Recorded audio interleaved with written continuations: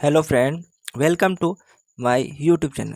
तो पिछले वीडियो में हमने आपको कल्कि पुराण का 11वां अध्याय सुनाया था, जिसमें कि भक्त और भक्ति की महिमा बताई थी। आज के इस वीडियो में हम आपको कल्कि पुराण का 12वां अध्याय बताएंगे। राजा शशिध्वज ने कहा, हे राजाओं, मैंने आप लोगों को ऐसे भक्त और भक्ति की महिमा बताई है जिनके अद्भुत कामों का कीर्तन करना चाहिए। अब बताइए, मैं और क्या कहूँ।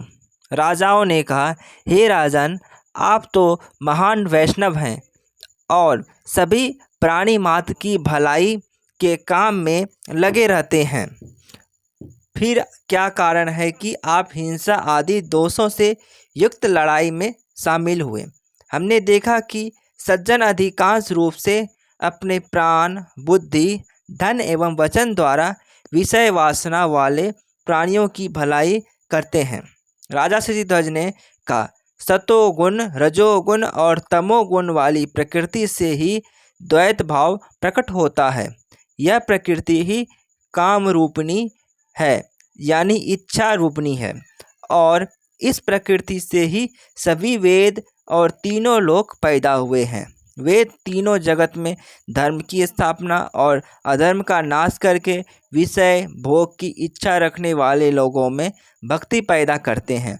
वेदों में पारंगत वात्स्यायन आदि मुनि और मनु वेदवाणी के शासन को मानते हुए वेद वाक्यों का पालन करते हुए ईश्वर को ही आहुति अर्पित करते हैं। हम लोग उनके पीछे चलने वाले बनकर धर्म कर्म में लगे रहकर युद्ध करते हैं। वेदों के आदेशों के अनुसार लड़ाई में हम आक्रमण करने वाले आतताइयों का नाश करते हैं।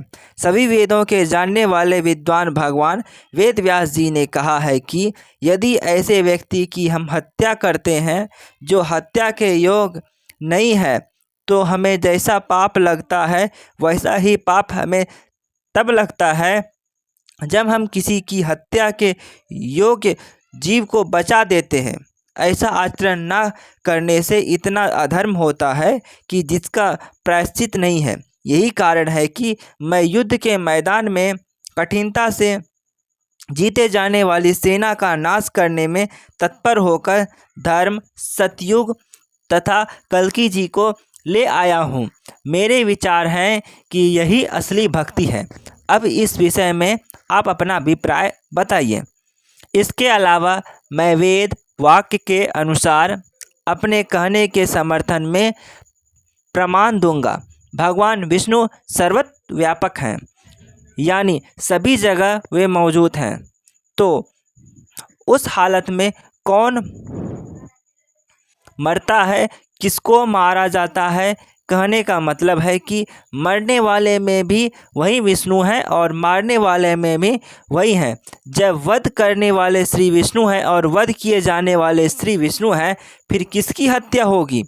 वेदों का आदेश भी यही है कि युद्ध और यज्ञ आदि में की जाने वाली हत्या को हत्या नहीं माना जाता है। मुनि लोग और 14 मनु भी ऐसा ही बताते हैं। हम लोग भी यज्ञ और युद्ध से इसी तरह भगवान विष्णु की पूजा किया करते हैं। इसीलिए भगवती माया का सहारा लेकर विधि पूर्वक सेवक, सेव्य, सेवा करने वाला और वह जो सेवा के लिए जाने योग्य है, भाव वाले आराधना से साधक सुखी होता है। दूसरा कोई उपाय नहीं है जिससे सुखी हुआ जा सके। राजागण बोले, हे राजन, राजा निमि ने गुरु वशिष्ठ के शाप के कारण अपना शरीर छोड़ दिया था, परंतु इस प्रकार से भोग से युक्त शरीर में कैसे वैराग्य हुआ? जब यज्ञ के अंत में देवताओं ने प्रसन्न होकर उसको बचाया और उसे फिर से शरीर में प्रवेश करने की आज्ञा दी, तब वह राजा किस कारण से छोड़ी हुई देह में फिर प्रवेश करने के लिए सहमत नहीं हुआ? सुना है कि महर्षि वशिष्ठ जी ने शिष्य के शाप से देह छोड़कर फिर देह को ग्रहण किया। भक्त तो जन्म मरण के चक्र से छूट जाता है, मुक्ति पा लेता है। इसीलिए मुक्ति प्राप्त करने वाले व्यक्ति का फिर जन्म कैसे हो सकता है? अतएव ज्ञानी लोगों के लिए भी भगवान की माया समझ के बाहर है। यह माया तो इंद्रजाल की तरह संसार में फैलकर प्राणियों को मोहित करती है। वचन बोलने में उत्तम राजा शशिध्वज ने उनकी ये बातें सुनकर भक्ति सहित हृदय में प्रणाम करके फिर यह कहना शुरू किया। राजा शशिध्वज बोले, तीर्थ क्षेत्र आदि के दर्शन करने से अनेक जन्मों के बाद भगवान की कृपा से सज्जनों का साथ मिलता है। इस सत्संग से ही जीव ईश्वर के दर्शन पाता है, फिर विष्णु लोक में जाकर आनंद से भरे हृदय से ईश्वर का भजन करता है। इस प्रकार से संसार में जीव अद्भुत लोगों को भोगकर भक्त बनता है। जो लोग रजोगुनी होते हैं वे हमेशा कर्मों के द्वारा श्री विष्णु की पूजा करते हैं और भगवान का नाम कीर्तन और उसके रूप का स्मरण करके उत्सुक रहते हैं। वे लोग भगवान के अवतार का अनुकरण करते हैं, एकादशी आदि पर्वों में व्रत रखते हैं और भगवान संबंधी महोत्सव, भगवान की भक्ति, भगवान की पूजा आदि कामों से ही उनका हृदय परम आनंद से भरता है।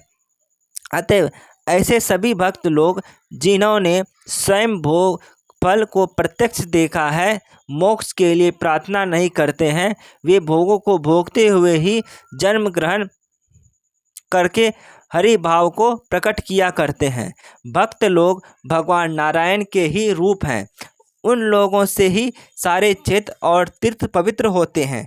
वे धर्म कार्य में लगे रहते हैं, सारे सार और असार की जानकारी रखते हैं। सेव्य और सेवक इन दो मूर्तियों में निवास करते हैं। जैसे भगवान श्री कृष्ण ने अवतार ग्रहण किया था, वैसे ही उनके सेवक भी समय समय पर अवतार ग्रहण किया करते हैं। इसी कारण से निमी भक्तों की आंखों पर निमेष रूप से रहते हैं। यह भी भगवान की लीला है। वशिष्ठ जी ने मुक्ति होने पर जो शरीर धारण किया था, उसका भी कारण यही है। राजाओं, मैंने आपसे यह भक्ति और भक्त की महिमा बताई है। इसको सुनने से मनुष्य के सभी पाप जल्दी ही नष्ट हो जाते हैं। नारायण के प्रति भक्ति बढ़ती है। इंद्रियों के अधिष्ठा देवता लोग भी आनंद पाते हैं और काम, रोग आदि सभी दोष नष्ट होकर माया मोह दूर हो जाते हैं। तीनों लोकों के ज्ञाता व्यास आदि भावुक मुनियों ने वेद पुराण आदि तरह तरह के शुद्ध शास्त्रीय व्याख्याओं करने वाले अमृत तत्व को बहुत लंबे समय तक मंथन किया है और उस मंथन के फलस्वरूप अद्भुत कृष्ण प्रेम का ताज़ा मक्खन प्राप्त हुआ। इसके द्वारा संसार के बंधन कट जाते हैं। लोगों ने जब देखा कि व्यासादि मुनियों को ऐसा फल मिला तो उन्होंने भगवान श्री कृष्ण के साथ उनकी तुलना की। तो फ्रेंड्स, ये कथा यहीं पे समाप्त होती है। इसके आगे की कथा हम आपको अगले वीडियो में सुनाएंगे। Thanks for watching my videos.